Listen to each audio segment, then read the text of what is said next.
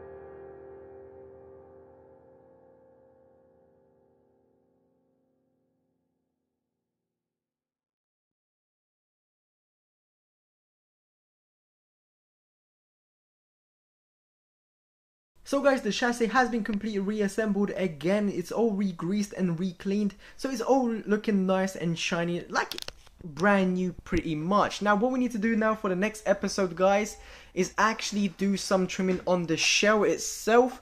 There's a little part here where the servo is mounted on the DT-01 chassis, which is over here, and as you guys can see, it sticks out from the chassis quite badly to actually mount the servo, which doesn't actually fit with the body, so I do need to cut around here and make a little extension cut just for that piece here, so the shell can actually mount on the DT-01 chassis. I'll be going over with you guys the dimensions of all the cuts and where to cut the Rough Rider shell to make it fit the DT-01 chassis without any problems, as well as, guys, I'll be cutting the front bumper here because it is really big. As you guys can see, it's just absolutely massive, so I'm going to be cutting pretty much making it absolutely tiny just by cutting it across here, just rounding it off slightly with the Dremel tool or rotary tool, and it should look pretty damn nice overall in my opinion. Anyway, so that's going to come in the next episode, guys. Thank you guys for watching this episode. Leave a like if you have enjoyed this episode, guys, and also please leave some feedback in the comments below,